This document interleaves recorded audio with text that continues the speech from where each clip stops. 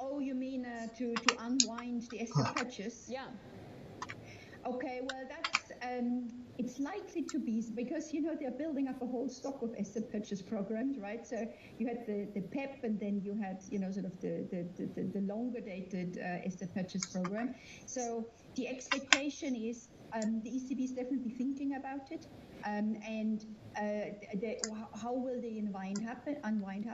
So the expectation is really that the PEP will start first, but even that is further out towards the end of 23, early 24, and then on the back of that they will start the asset purchase program to unwind. But yes, this is nothing imminent. This is not similar to the Fed, where they already have started QT and they accelerated.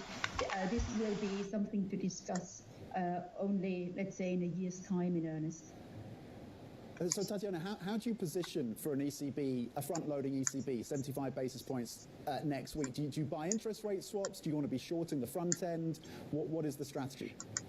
So we have a combination of things to do, and just to remind everybody, we talk about corporate credit here, so that's what my focus is.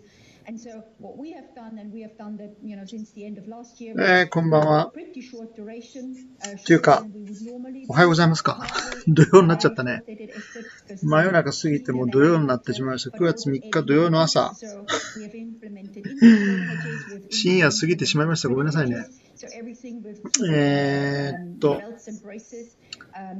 っと急に用事ができて、うちの奥さんが働いていまして、ちょっと子供の様子とか全部私がやらなきゃいけないんで、食事もそういうのもあって、バタバタしてたんですけども、ようやく今時間ができて、あとは食とか全部片付けたんで、もうほとんど終わってまして、これ終わってから食事するのも食事はさっきやったんで、そう大変なんでね、先にもうそういうの終わらせてと思って、そしたら真夜中過ぎてしまいました。すみません。相場すごいですね。その前にあれ見た私が投稿したチャート変なやつ、ツイッターの見た人握手してよ。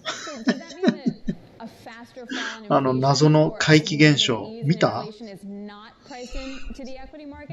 いつだっけ？俺だから今日できないって言ってその後にチャート見たときにと思って出したんだけど、だから何時だ？8時ぐらいだっけね。8時ぐらいに出したチャート自分で見ないのか。7時間前だって。おお、いいねが74回もあるわ。リツイート5つ、5人ぐらいリツイートしていただいてます。ありがとうございます。これすごいでしょ、これ。これさ、左側は、向かって左側は、それが、日足のチャートで、日経先物の9月切り。そうだから、ロールが終わって、木曜の夜からの9月の動きで、上からね、もう、速攻、上から下にガーッと落ちていった時、9月切りが。ね。で、下の、雲の下へ行って、上行って、下行って、その後なんか謎の買いが入って、でもうそろそろもう終わりだと思ったらもっと買いが入ってみたいな。で、その動きが、この雲をこうやって表してるんだけど、それが今日のだから15分足にすごい似てて、15分足の今日の雲を見たときに、これどっかで見たことあるな、このチャートと思ったら、これ日足のチャートじゃんみたいな。で、比べたら同じだから、で、適当に、同じような動きするのかなと思って、これ本当に適当に俺書いたんだよ、これ。赤い字で。15分足に適当に、こんな感じかなみたいな、なぞってやったの。冷やしのチャート見ながらね。で、とんがったとこあるでしょ、とんがったとこ。そこ見たらさ、9時半なんだよ。じゃあこういう動きすんのみたいな。俺、冗談半分でそれで出したんだよね。だから当たったら恐ろしいんですけど、先生って書いたんだけど。どうこれ。これを相場の怪奇現象って言うんだよね。知ってた？相場の怪奇現象。びっくりする。自分で見てびっくりしたもん、これ。どうなのよ。っていうことはさ、まあでも、こういう相場の動きだから、雲が同じような動きするのはね、辻褄が合うでしょ。同じような相場の動きだから雲がそういうふうに動いてる。そういう雲もそういう同じような形になるっていうのはわかるんで。ね、雲を見てこういう相場になって反対なんだよね。だから、よく考えたら、まあ、合うはずなんですよ。で、冷やしのやつは、だから、ね、上まで行って、それでも失速指定したいっていうでしょ。で、今回も上がってるけどな。この失速するのが、だからそろそろ、これで行くと、今がだいたいほら、もう、天井じゃん。っていうことは、明日にかけて、半分ぐらいね、戻すと思うんですよ。半分以上戻すんじゃないこれ。ねえ。ということでね、この相場の怪奇現象、いいじゃないですか、なかなか。まだ夏、残暑が続くし、ねこの前怖い話したけど、こっちの方がよっぽど怖いな。そう思わないね。ということで、ブンブンハロー YouTube の皆さんどうも。ふくよかな猫さんこんばんは。さまさまこんばんは。ノリック555こんばんは。トッキーチャンネルさんこんばんは。ちべつさんこんばんは。ケイラルさんこんばんは。ちゃこさんこんばんは。先生遅くにありがとうございます。いや、とんでもない。遅くに聞いて、見ていただいてありがとうございます。でもこの出来高棒グラフ、やっぱこれ見た方がいいよ。これ見るとさ、これ見るとやっぱりなかなかこれ落ちないなと思わない。なんか、なんとなく違う。ごめん、これ今見てるトピックスだった。なんか少ねえなと思ってトピックスでしょ。ごめんなさい。ちょっと待って、これ後で見せるから。15分足。やばいよ、これ。ちょっと待ってよ。先生。これまだ上あるわ。このまとまったこの枚数上のビンビンねありますね、これ。ちょっと終わんねえな、これ。28,000超えいっちゃうね、これね。今気がついたよ。前から見ればよかった。まあだから今、はいとは言わないけどさ、私が下でなんかちょっと、もうおしまいだと思って、思いっきりショートしてるんで、これ見てちょっと焦ってきました。どうしよう。やっぱり売買棒グラフ見てからトレードすればよかった。俺なんか出先で寝頃感でやってたから。途中で終わってほしいな、これ。この辺が危ういな、多分な。いや、この辺もっと上行くな、これ。これ、今日の1時からもっと上に行く。1時から。っ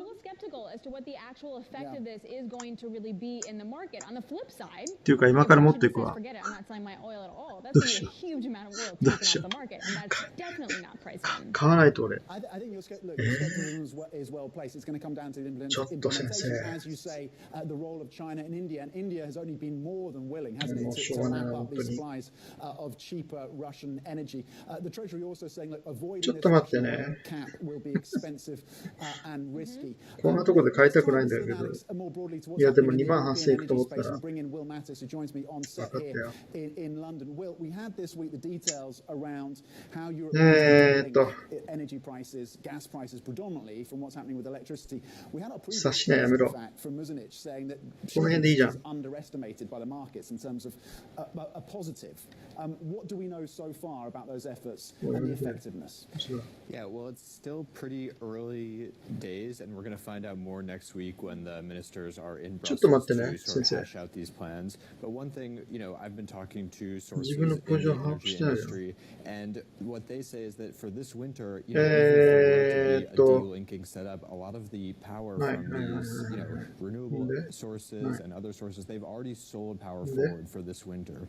So the effect wouldn't really happen until next winter, which is important because these high prices aren't going anywhere, but it may not be as near-term fix as it appears to be. So, Will, I've been reading a lot of stuff as well that says, on first blush, this seems like a good idea, delinking the two.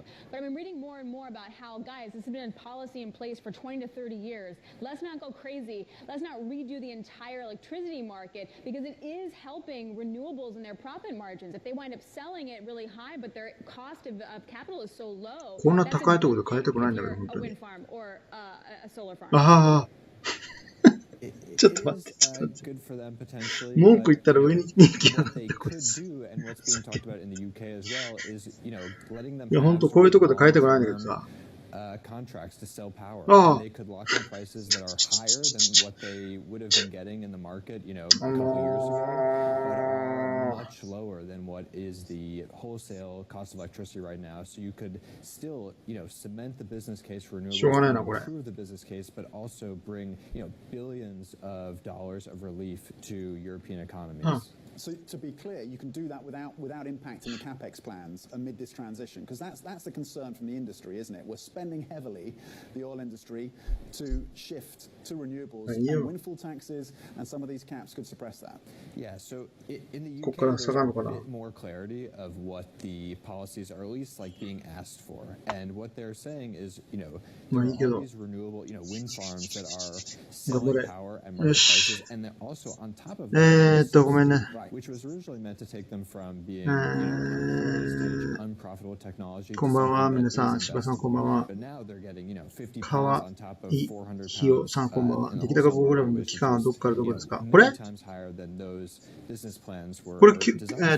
ナイトこれ、ナイトセッションだから、今日の16時30分から今までです。そう。今日の動き、これ。今日のっていうか、ナイトセッションの動き。で、ここから、こう、一回下行ったんだよな。寄りついてからさ、上行って下行ったんだけど、下行って、俺当たんねえと思って、これ、ダメだと思って。そしたら結果が出たらパコーンと言ったからね。月曜アメリカ休みですよ。そう。ありがとうございます。こんばんは。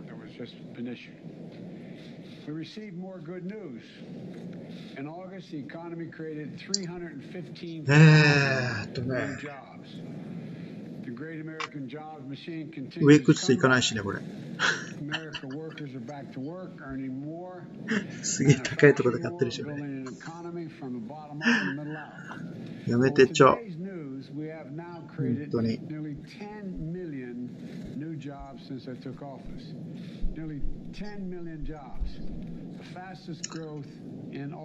もうちょいだな。でも、一応あれか。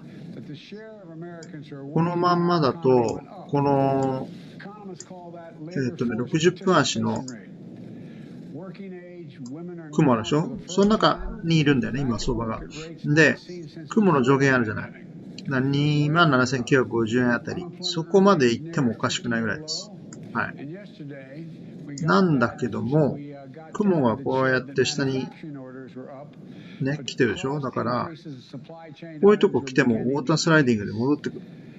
そうすると27,850円まで戻ってくる可能性っていうのは高い。ああ、ふざけやがったこいつ。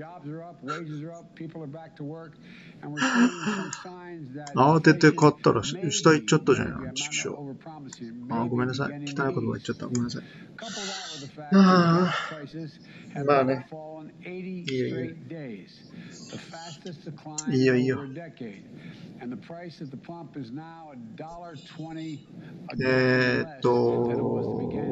でもすごいね、これね。っていうことはどういうことかっていうと、15分のこの、雲の動きが反対に日足の動きが分かるってことだな。でしょ？そういうことでしょ？だからこれが売られて、今度はどこまで下がるかですよね。どこまで下がってどこかで反発するの。その反発するとこが日足の相場に当たるわけだ。ね。このまんまだとやっぱこう雲のところまで来るんだけど、雲自体が右肩上がりだからまた上がってくるんだよ。そういうことだね。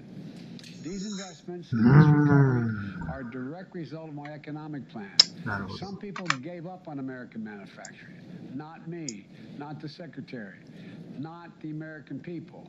Make it in America is no longer just a slogan. It's a reality in my administration. I'm committed to building an economy from the bottom up and middle out. You've heard me say that 1,000 times. And that's what we're here to talk about today. Now, あと15分ぐらいのうちに高値つける。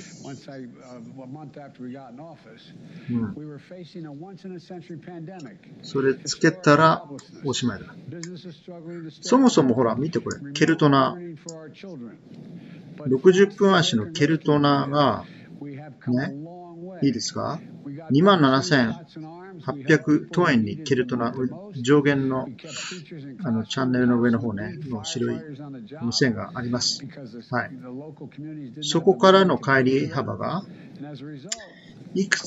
どれぐらいいったら行き過ぎって言いましたっけ、私。覚えてる人。覚えてないか、覚えてない。別にどうでもいいだろうって。とっとと言えよって。はい、すいません。はい。50円から80円ぐらい。で、勢いあるときは100円以上。ずいぶん電池が高いなって。だから、なんだっけ、800等円から50円上は860円でしょ？まだ全然上だよね。100円上だったら910円。なかなかいいところ来てるじゃん。高値が。ね。で、今が何？ 880円 ?90 円の帰り幅90円そう、だから、この辺でも、全然、売りかなと思うんだけども、ね、これですよ、この、カルマン、この黄色い線が一緒に上に上がってるでしょ。ね、並行して上に上がってるから、まだ上に行きそうなんですよ。ね、じゃあいつまで待ったらいいか。だから目安が何のか、目安になるのがこの雲のこうね、上のとこ上限か、カルマンが途中でね折れるときのカルマン折れたときに、あるいは横になったときに、もうそろそろもう修復するなっていう感じなんですよ。でそれまでは上昇トレンドなんですね。だから、ここで売るのはまだね、ちょっと早いかもしれない。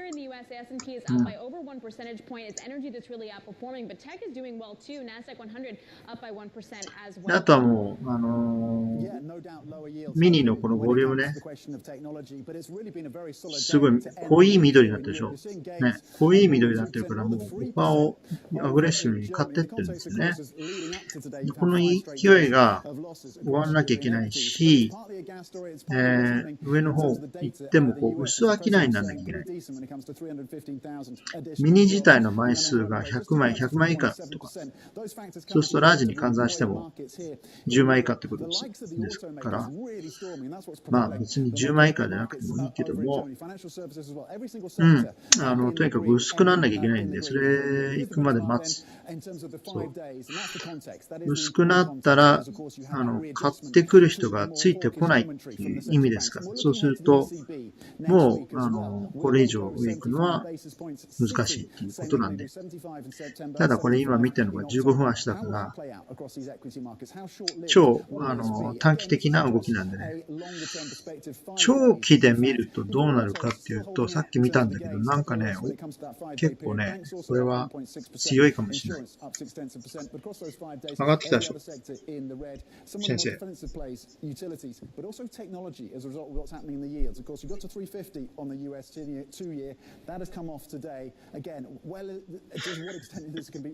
全然高いところで買っちゃってるから、それ。いや、これ以上高くない。多分。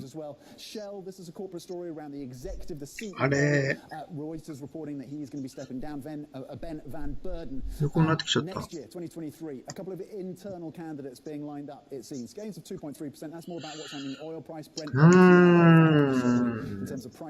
参ったな、これ。じゃあ分かったよ。売買動向。ラージの売買動向見ましょう。もちろん買い越しです。はい。ラージが277枚。マジ少ないね。っていうことは何？売りもしっかり入ってるってことね。なんだ、慌てて買わなくてもよかったミニ、544枚だけ買い越し。本当かよ。あ、ごめん。トピックス見てた、これ。ごめんなさい。トピックスが544枚の買い越しです。OK。で、ミニが、これだから、まあね、2213枚買い越しで。まあ、それでも、2200なんですってさ、200枚だけなんですよ。ね。220枚。で、220枚足すラージが、何つったっけ ?270 枚でしょ490枚とか言ってさ、500枚以下なんだよ、これ。ちょっと。薄商いで上がってんだよ、これね。やべえな、これ。売られるか。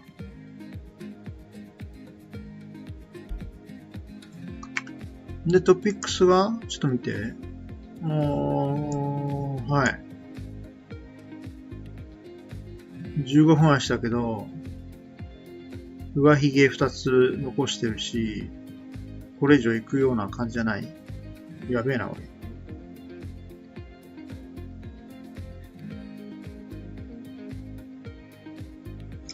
慌てて買わなくてもよかったかもしれない。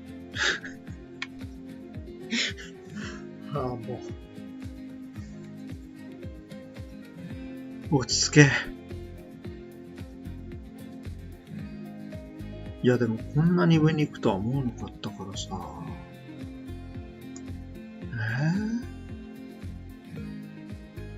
悪夢だね、これ。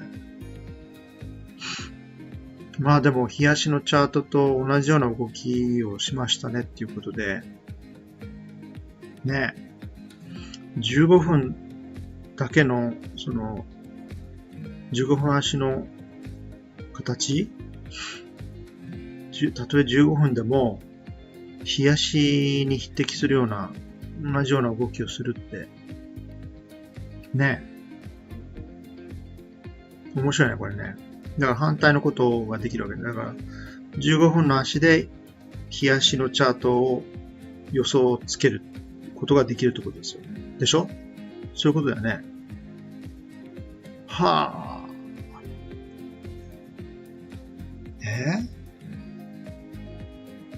初めて知ったよ、こんなことできんの。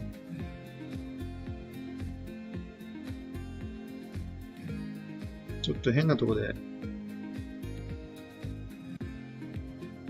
勝ちちゃったから。何売りを考えて。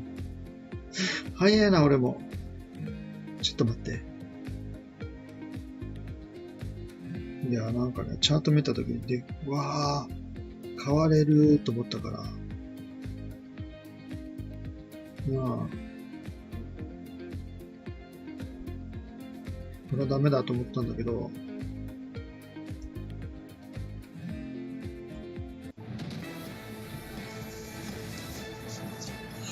もう一回上行ったときに、多分、そこが、もう天井ですよ。いや、そう思う。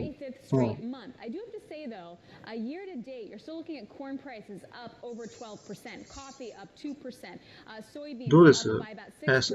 月曜日がそう、だからレーバーデーで終わりなんで、結局何？失業率が減ったのだよね。失業率が減ったんじゃない。失業率が高くなったのか。3.4 の予想が 3.7？ それを見てなんか興奮しちゃったのみんなね。失業率増えたっつって、うわー、金利上げらんないぞ、うわーっつって、それで買ったんだよね。変だよ。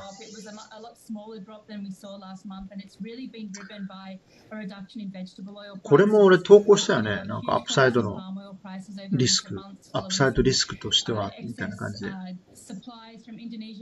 ね、数字が悪くて、フェットが金利上げられないから、だっけ。で、勝手に思ってみたいな感じで。まだ CPI が出てないからね、先生。CPI を見て決めましょう。So Tracy, what are the headwinds around production at this point? It's a really good question, Tom. I mean, we've just had some fairly adverse yield data and assessments of the US crop in recent weeks following scouts looking at the corn crop particularly, where yields are very likely to be up to 4 to 5% lower year on year following some dry and adverse planting conditions. Here in Europe, of course, it's been one of the warmest summers and driest summers on record, and so that the maize crop has been really hampered there. When we look at the wheat crops grown earlier in the year, they also suffered from じゃあね、冷やしのやつ見よっか。冷やしのチャート。その前に、これ見ようか。これのあれですよ。ケルトナ。これのケルトナ。The progress on exports out of Ukraine is really, really critical here. We're seeing exports move at around, less than 30% of the normal pace. And that's considering those grains that are currently in storage and have really been stored in those silos. これ1時間足のチャートだけど、このケルトナのこの青いバンドね、下のバンドと上のバンドがあって、今上のバンドに差し掛かってますと。見てこれ、ちょうどさ、ね、このバンドの上のとこが雲の上の、ね、上下にもなってる。ということは、行ったとしてもこの雲で妨げられてしまうっていうことではないでしょうか。ね。だからそれはどこなんですかと。だから利確、まだロングで利確考えてる人とか、ね、こういうとこを目安に考えておくんですよ。27,960 円、27,950 円。まあ950円ぐらいがね、一番いい妥当なとこだと思いますが、拡散して、バラバラにこう売っていきたいっていう人は、だからこういうのと、それからもう一つ、それでも上に行った場合に、この赤い線があるでしょ、これ。移動平均線だと思うんだけど、これ、はい、28,000コロ20円。うわー、なんかあったね、28,000コロ20円って、昔。ここ割ってなんかおかしくなったとか、なんかそういうのあったよね。確か。こういうのが、一つの目安になるんですけども、ここまで行くかどうかっていうのはね、そこまでちょっと行くには、よっぽどのことがないといかないんじゃないか。とにかくこの上の青いバンドにちょっと足入れちゃってるから、これ以上上に行くのは、あったとしても、制限されるっていうか、レジスタンスの区域に入るから、非常にこれ難しいってこと。だからこれは、売った方がいい。ということで、買った自分が間違ってたっていうことです。おいおいおい。自分で説明して自分で気がつく。自分で説明してここ買っちゃいけないんだよって。買ってんじゃん、俺自分では本当に。何なんだよ。もう下がるし、本当に。でもね、もうちょっと上に行くと思うんだよな。もうちょっと上に行って、そこがもう最終的だと思います。本当に。どうあとはね、お手元に、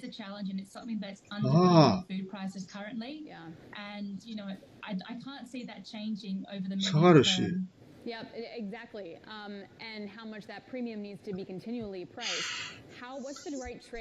最近思うんだけど、こうやってさ、スペースとか YouTube で説明するとさ、説明通りにマーケットがなんか動くような気がして、なんかそういうなんかセンサーみたいなのがあるのかな、AI に。俺が言ってることを聞いて、それなりに動いてるみたいな。違うか。思い過ごしだね。すいません。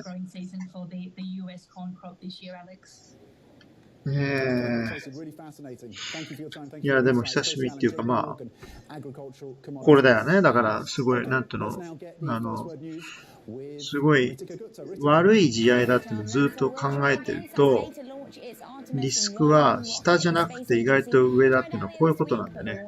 アップサイドリスク。だから、思った通りのリスクが来ましたねっていうことなんでしょうけど。ただ今日のね、チャート見て、ね、15分足のチャートが、日足のチャートにすごい似てたのを皆様に報告したら、その通りに起きたっていうね。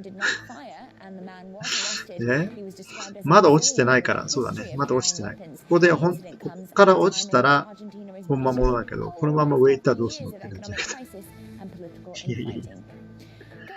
ということで、かなり底堅いですね。あれ ?YouTube の皆さんは大丈夫？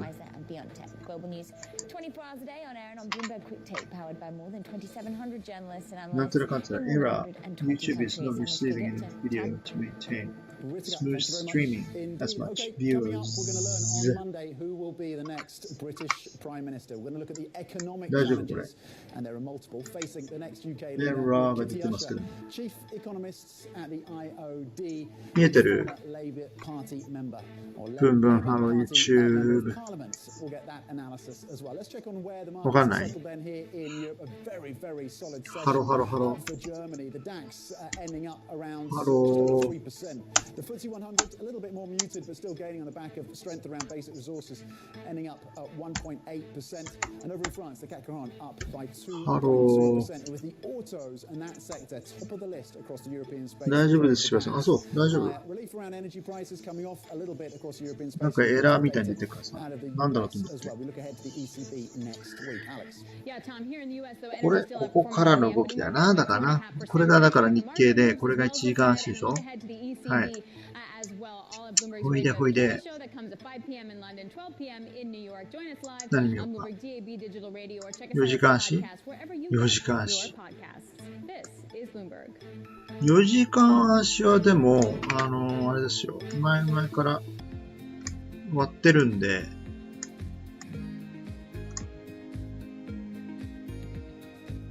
ね。トレンド的にこう割ってるんで、これを見るともう赤いバンドに差し掛かってるから、それこそレジスタンスに当たりやすいとこ、当たるかなみたいな感じ。このピンクが多分転換線、基準線か、転換線か。940円、ほら。940円と、さっき言った雲の一番上高いとこ。そこら辺なんで、これもだから大きなレジスタンスですね。ね。っていうことでしょ。そろそろレジスタンスが近いですよっていうことで。ほら、相場が上がってきた。どうしよう。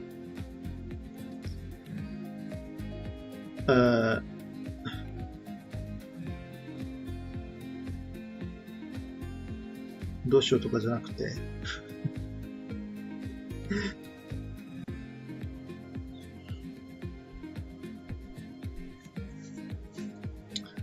どっかでレジスタンスが来るんですけども、それはどこだ？どこでどうしよう？まあいいか。OK。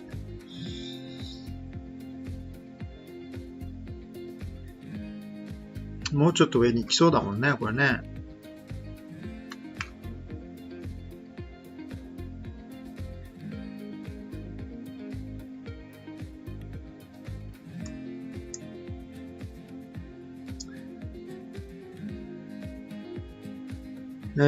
トッキーチャンネルさんが言ってます。レーバーで上げても、開けても上がっちゃう可能性ありますかと。ねえ、それがさ、IT バブルの、バブルが弾けた、その日がレーバーデーなんだよ。じゃん。何？まあ、週足で見るとそうなんですけどね、その週の、レーバーデー開けた週の一番高値が、そこの高値がもう、それ以上の高値は、そこから3年間見なかったっていう。だから、それ以来、3年間はずっと落ち続けていった相場なんですよね。IT の時、IT バブルが弾けた時。それが、レーバーデーの週だったんですよ。ね。そういうのを考えると、まあ、上がるんだろうねと思うんだけども、だからといってそこで買うんじゃなく、ちょっと躊躇した方がいい。うん。そうそう。気にされた方がおよろしゅうございます。はい。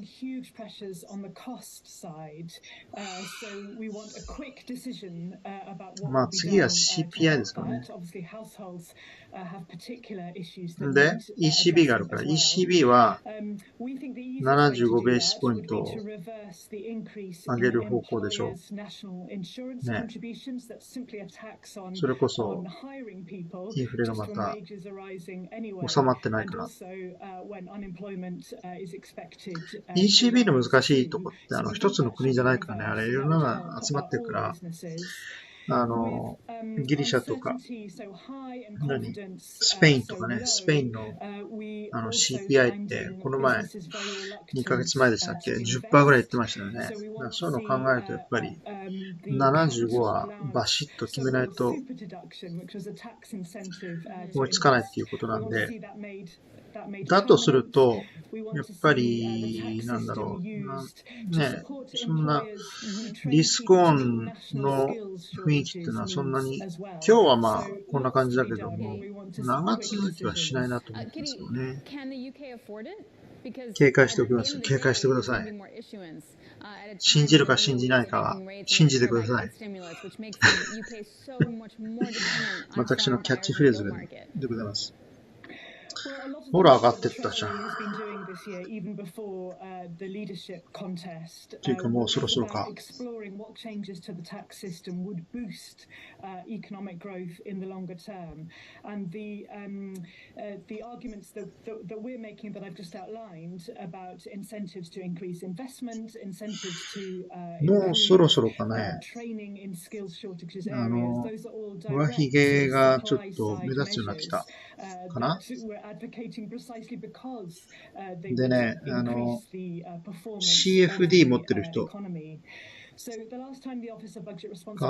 お手元の、携帯でもいいんですけども、日経の CFD 皆さん持ってますでしょうか。見えますでしょうか。それの30分足の一目金衡表って見えます？今どういう感じかわかります？もうそろそろもうちょっと上に行くような感じだけど、もう崖が近いんですよ。崖とか言って。これがあるんで、まあ、高止まりする場合もあると思いますけども、ちょっとしたウォータースライディングがお待ちになってるかなと思います。で、だからあと2時間ぐらいの間に。そう。だからこういうのもまあ気をつけましょうねっていう。You can see, really large effect in manufacturing in particular, where energy is a much higher proportion of total costs.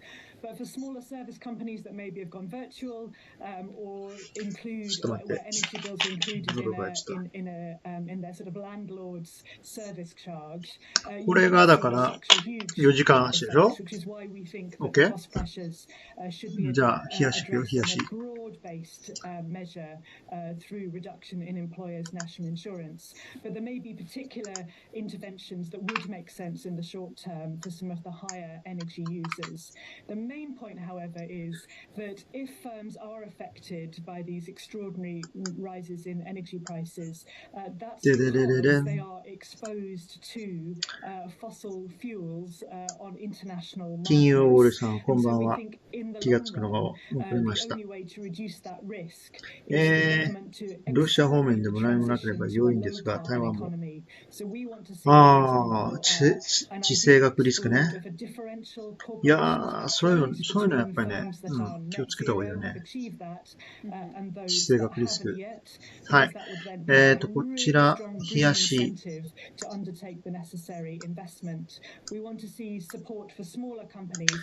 冷やしを見ると、だからね、上方向なんだよね。まずこのグリーンの帯があるでしょ。この帯に今乗ればちょっと強気なんだけど、そっか、乗るか乗らないかでまた違ってくるんだね、これ。今まだ赤いゾーンにこう差し掛かってんで、この赤いゾーンっていうのはちょっとレジスタンスっぽいんだよね。ただ、強い支持線でもなければあれなんだけど、これが多分、移動平均線で、これ黄色でしょ？黄色になってるから、まあ、ポジティブなんだよね。上方向で、しかもこの雲がこうなってるでしょ？右肩上がりなんだね、雲がね。だから上に行きそうなんですよ。で、下のバンドも、下から上に押し上げるような感じ。ね、こういうのもあって、上目線なんだよな、どっちかっていうと。ただ、ここで、どうなんでしょうね。もっと上に行くかどうかっていうのはちょっとね、定かじゃないね。やっぱり世界中の株価が、まあ今日は反発するんでしょうけど、来週からちょっとね、売られやすい時代になったら、日経もちょっとこう、下に来ちゃうんで、まあそれでも、下に行ってもやっぱり買われやすい時代なのかなと思います。この形を見る。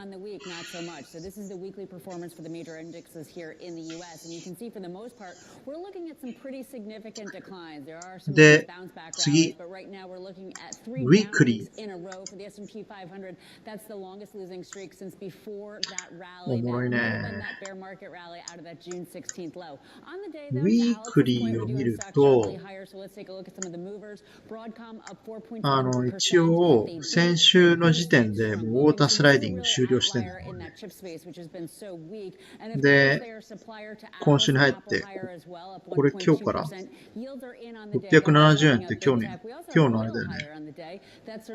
27,670円って今日のナイトの寄り付きダウよね。確か。ちゃう？そうだよね。じゃじゃん。これはトピックスでした。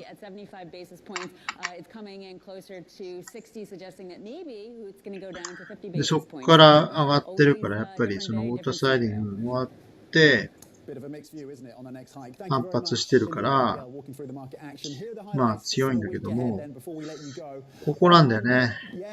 平べったいでしょ。これ平べったいのは、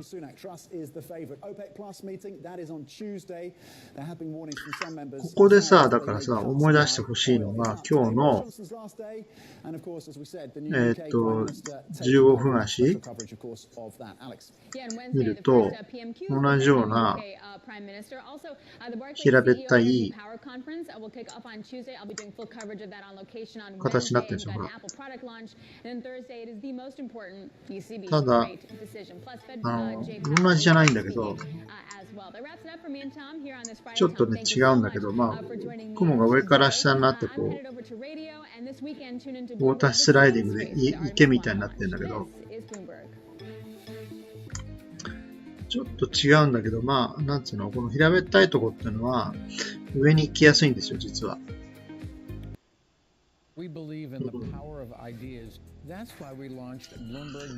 雲が平べったいときに、雲が下に行って平べったいときは、相場は上に行きやすいんです。これなんか思いっきり上行ってるけど。だから沈んだときに、あれおかしいなと思ってる。これだから、イケポチャ何回かして上に行ったんだよね。そういうことだよね。イケポチャポチャポチャ何回してんだよ、これ。1、2、3、4、5、6、6回ぐらいポチャポチャポチャ。その後にダーッと上行ったんだよね、これ。すっげえな、これ。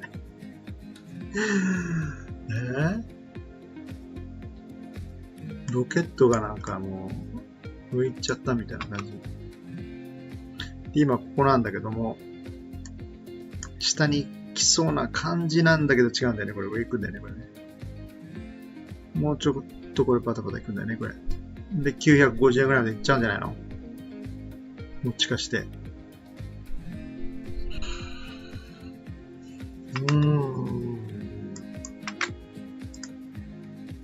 じゃあ、バックトゥウィークリー。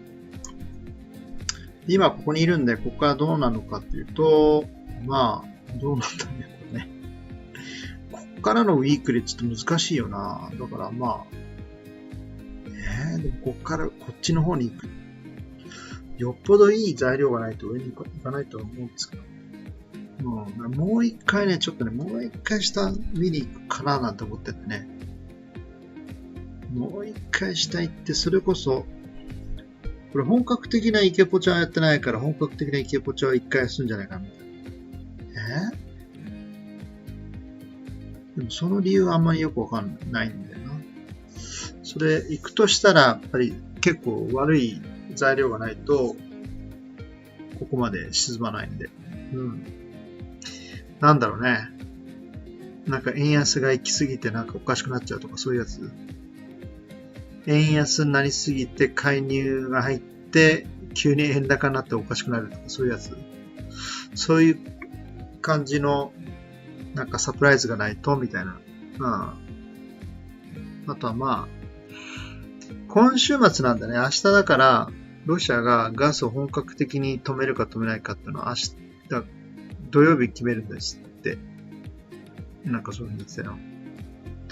でそれを本格に決めたら、ねえ、もうガス欠なんでヨーロッパ。土曜日から。そうすると、ウィークエンドリスクってのがあるんだよな。ね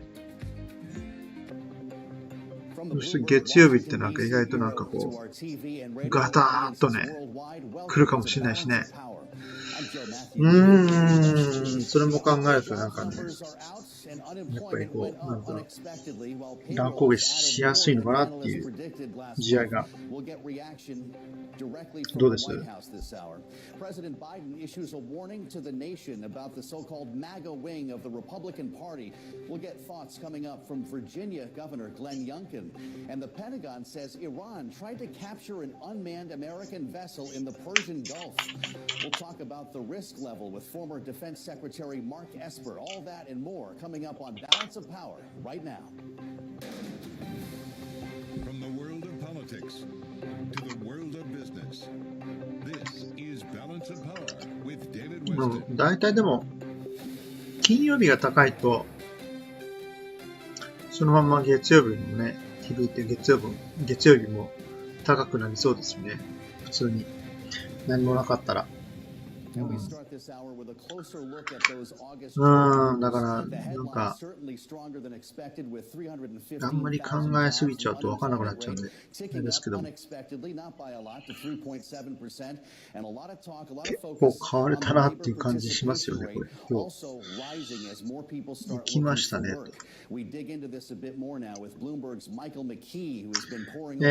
と。じゃあ S&P のウィークリー見ようか。確かね、前回、ウィークリー、チャート見たときに、ね、すごい下に行き過ぎて、上にスペースがあるから、真ん中のスペース空いてるんで、上に行きやすいんですよ、みたいなことを言ったと思うんですけど、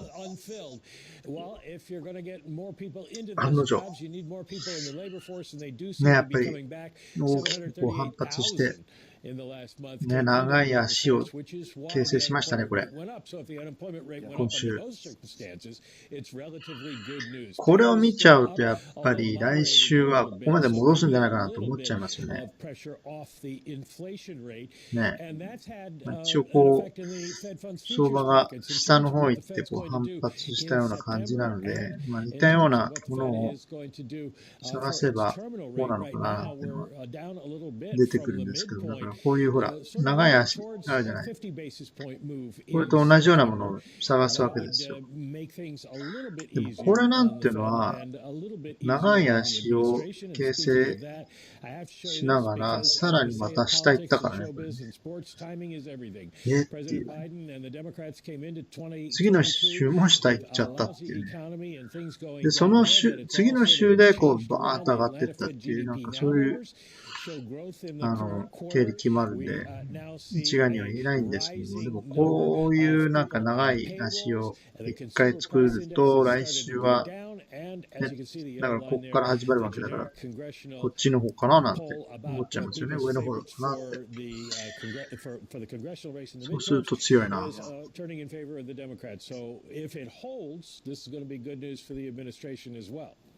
あとはもう CPI 待ちか。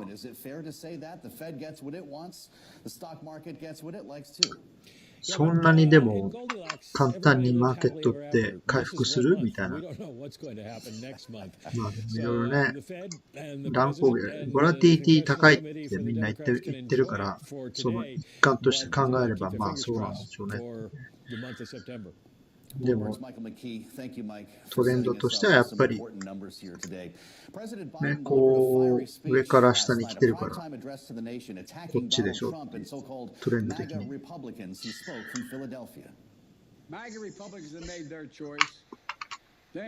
だから、こう来て、こう来て、こう来て、こう来て、こうみたいな動きかな。さあ、じゃあ、さっき見てたやつ。あれ、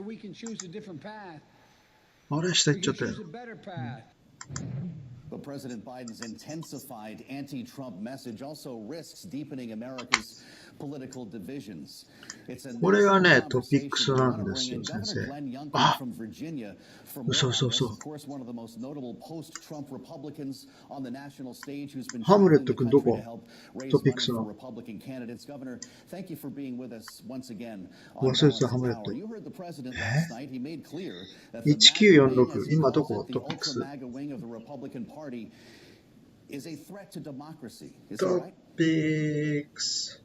I was stunned at how divisive this speech was last night.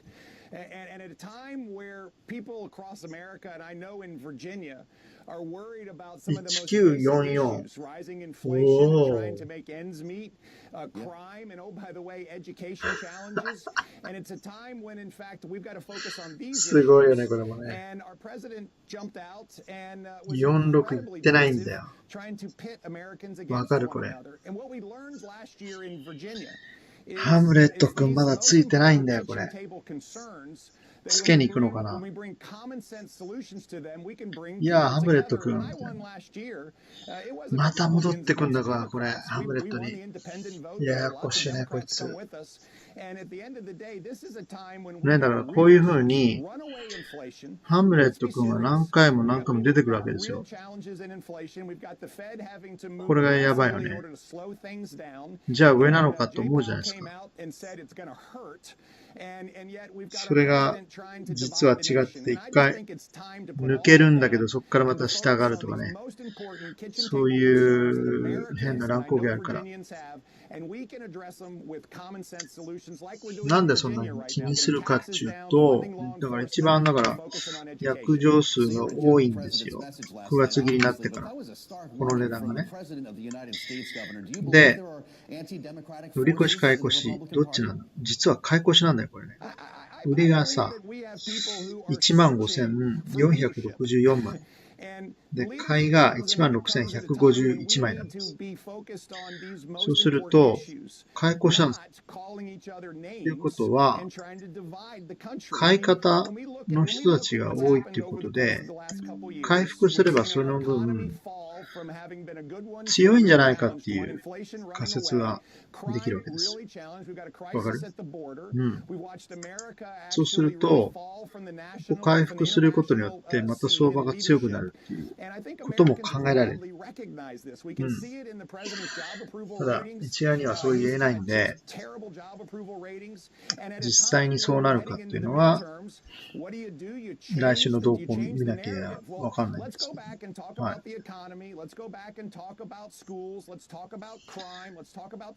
今回のこの雇用統計でそんなにね、ガラッと雰囲気変えるぐらいの、数字だったのかっていうのもちょっと疑問なんですけど、ね、そんなに急に変わるのっていう、失業率が何 3.4 から 3.7 なってそんな喜んじゃうのっていう。それでも 3.7 つってさ、全然低いんですけどね。そもそも4あったらタイトなレーバー雇用市場なんで、景気がすごいいいっていうことを聞いたことあるんですけどね。4% まだ下がってるんで、全然雇用市場はすごいタイトだと思うんですけど、そしたらやっぱりね、インフレの懸念ってそんなすぐはなくならないと思いますけどね。だからそんなんで、こうやって株価が上がるでしょ。そうするとね、フェッドにとってはちょっとね、良くないんですよ。でしょ。この前だからパウエルがせっかくジャクソンホールでバシッとね、男パウエルが決めたわけでしょ。バシッと。もうこれから金利上げるっつって。で、痛みを伴うかもしれない。ね、その意味として、株価はもう、株式市場はもう、関係ないみたいな。落ちても知らんみたいな。そういうふうにマーケットは取ったはずなんですよ。なのに、また元に戻るっていうね。これまたね、ちょっとね、誤算だと思うんですよね。パウエルにとってはね。今日、パウエルは、ちょっとね、頭抱えてると思いますよ。もう、せっかくワイオミングで行って、行ったのにって、1週間でまた元に戻っちゃったよって。怒ってると思いますよ、本当に。これがダメなんだよね、多分ね。I do believe that candidates across the nation, Republican governors running, need to focus on these issues because these are the issues that voters are most concerned about. And that's why I'm excited sometime a lot because I'm very busy here. そうだからトピックスなので、この1946回復したら、まあそれなりに強いんだなっていう認識は持ってていいのかなと思います。はい。ただここ行ってもすぐ終わったり、今日行かなかったりしたら、やっぱり、まだかなっていうね。でもここまで来たらもう行っちゃうか。まあね、難しいね。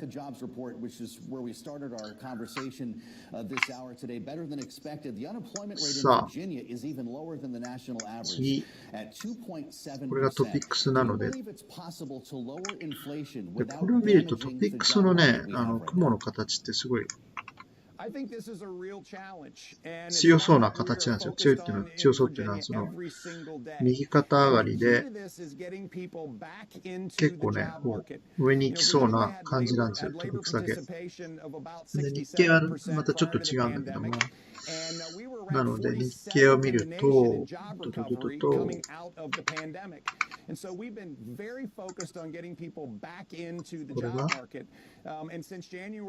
これが日経の前、一応ミニですけども、こうや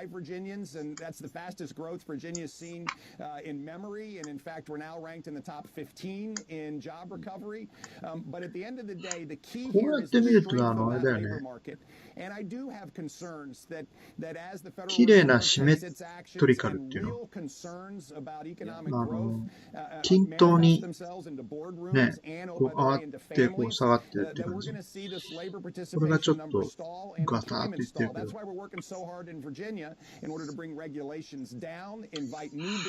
それにしてもね、なんかこう、クリスマスツリーみたいな、こうなって、こうなって。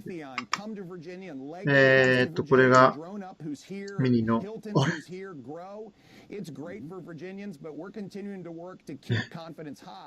先生、ハムレット君動いてない。ハムちゃん、ちょっと待ってよ、おい。チュイン、チュイン、チュイン、チュイン、チュイン、チュイン、チュイン、チュイン、チュイン。ハムレット君動いてる。上に来てるよ。27,800 円。ミニで。おい。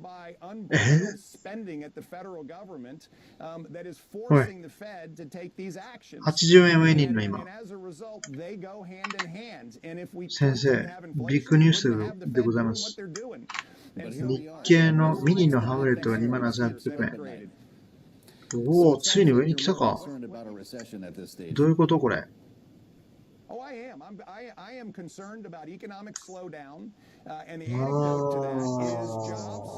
強いってことこれ。まあだから一番その約定枚数が一番多いとこだから、前は 26,430 円だったんですよ。それが 27,800 円にシフトしたっていうことは、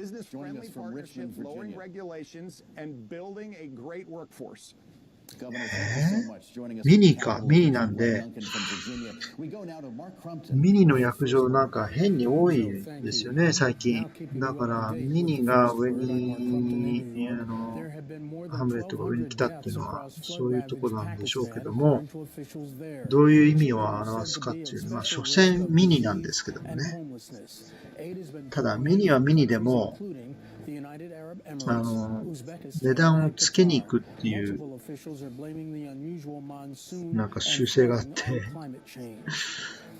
ミニがしっかりしてくると、なんかこう、相場そのものもしっかりしちゃうのかな、なんて思っちゃうんだけど。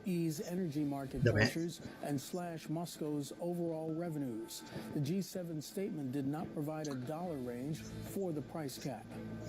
おいおいおい、じゃあラジ。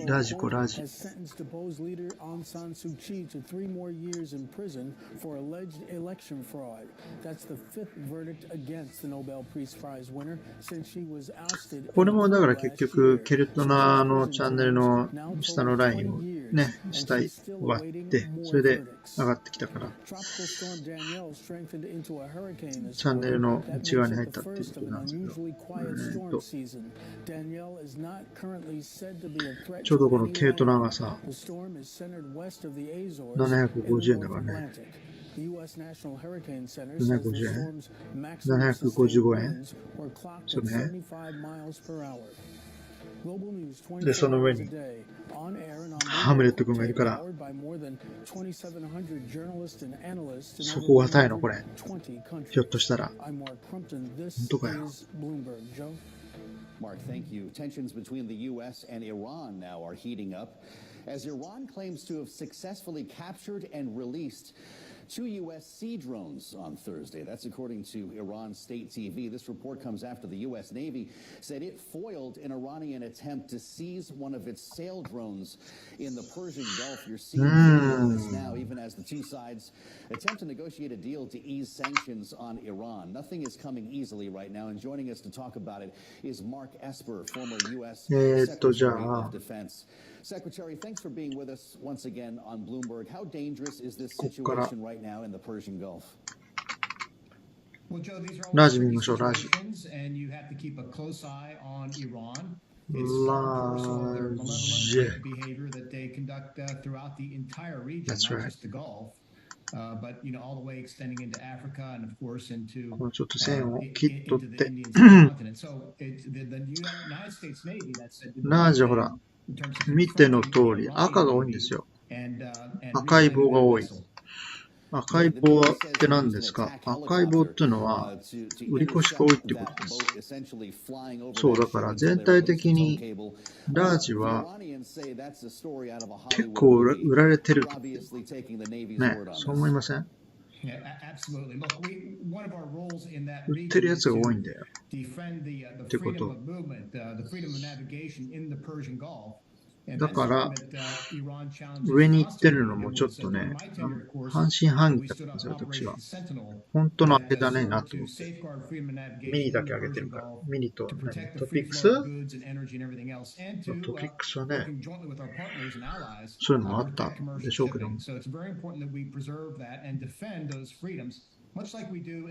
でも大体先物中心でトピックス買われてるっていうことでしたので、やっぱり売られやすいですよね。そういうのですと。はい。ということで、はい、ラージを見ると、てでん。やめてくれ。ラージのハムレット君は 26,430 円なんです。何？ということは、ミニ中心に上がってるってことですよ、これ。でそれを、ね、ガチの上げだと考えていいのか、いけないのか、考えちゃいけないね。ミニのボリュームはあるんで、相場が上がってるっていうのは、ちょっとうさんくさい。ラージを中心に考えないと。ラージがだって、ね、相場のメインなんだから。そういうふうに考えると、ミニはちょっと、ミニはまあ、一応、27,800 円が、ハムレットくんだけど、あんまり嫌だね。なんだろう、そこにいても、相場はまあ一応強いんですけども、短期的な強さなのかなってこういうふうに思っちゃいますよね。どうなんだろう、難しいね、そういうふうに考えると。まあでも、だからラージはその分ね、トレードし始めるとたくさん、そうすると上がってくるからね、ハムレット君が上の方に。でもそうならないんですよ。どうも俺、ずっと売買動向見てますけども、ラージの枚数がね、なんかね、少ないんだよね。薄商いなんですよ。でミニだけすごいトレードしてる。だからミニ主導なんですよ。上も、上昇も、下方も、売られるときもミニ主導。買われるときもミニ主導。全部ミニ主導。だから何なんだろうなと思ってる。だからこの上げも下げもなんか、となんで、嘘っぱちっぽいんですよ。それをどう考えるかなんだよね。ひょっとしたら、崩れやすい相場かもしれないよ。そうなんだ。いや、わかんないけど。だからここ、嘘商い、ね、27,400 円。27,500 円割ったとこが危ういと思いますよ、これ。すごい薄い商いだから。だからそういうとこにまたね、行っちゃう可能性っていうのは、変な材料が出ればそういうふうに動くんでしょうけども、ね、今後はそういうとこを警戒しておきましょう。そういうこと。で、これで言えること、わざわざさっき買わなくてよかったってこと。買い戻ししなければよかった。ダメだもん。慌てて格好してて、買わなきゃとか言って。ああ。そういうことだよな。冷静に考えてやればいいね。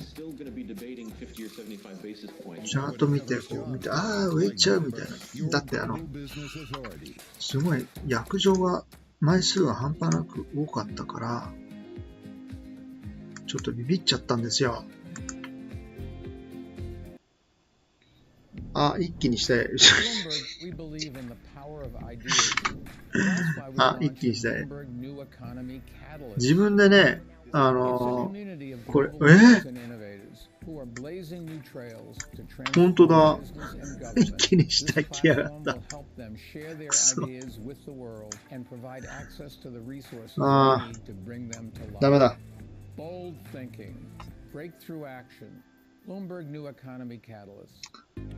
やられてしまった。どうすんのこれ。オーマイガー。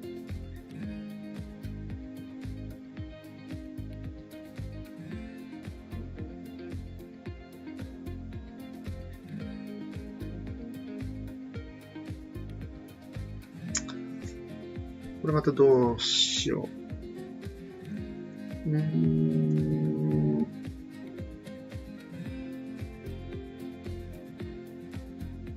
こんなに溜まってたらさ、やっぱりさ、もうちょっと上と思うじゃないですか、先生。まあでもね、侮れないよ、これ。またね、戻ってくるんじゃないか、これ。うん。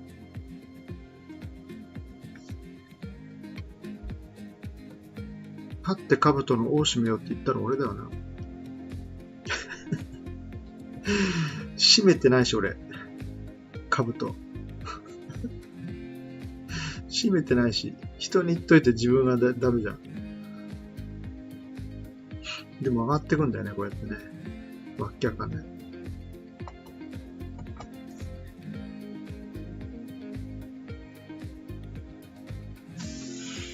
ということで、皆さん、気をつけましょうね。ここね。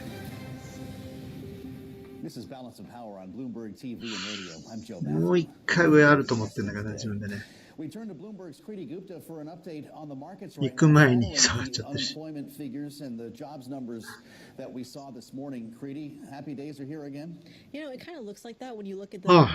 いうことで、じゃあスペースの皆様、夜遅くまでどうもありがとうございました。パチパチ。何人聞いてんのこれ。ね、63人か。そうか。なんか海外のスペースやってんでちょっと聞きたいから、マクロの話してると思いますよ。ね。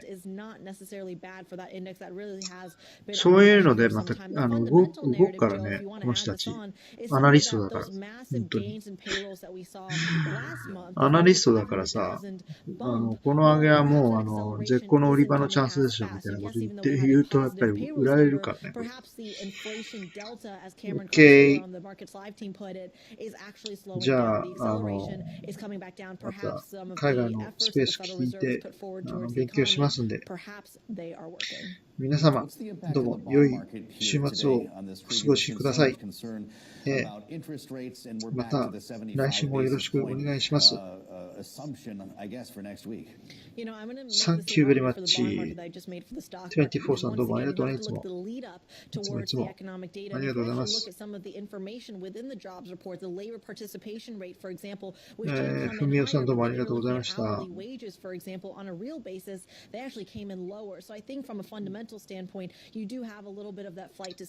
ね、新しいリスナーがいてとっても嬉しいです。イエーイ。with even the 2-year yield hitting 3.5%. So that is going to be significant. The question is the market momentum you're seeing today really indicative of the payroll report? And right now, the jury's still out. ミュートにしてお別れします。マイマさんどうもありがとうございます。For all of the analysis throughout the week. Coming up this week, Brian Deese, economic advisor at the White House. That's still ahead on Balance of Power on Bloomberg TV and Radio. お疲れ様でした。拝見したい。ねえ。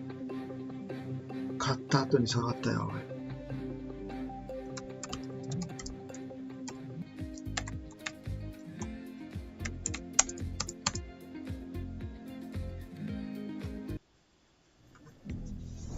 At Bloomberg, we believe in the power of ideas.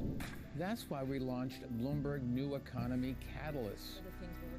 It's a community of global leaders and innovators who are blazing new trails to transform business and government. This platform will help them share their ideas with the world and provide access to the resources they need to bring them to life. どうもお疲れ様でした。Breakthrough action. Bloomberg New Economy Catalyst. 良い週末を。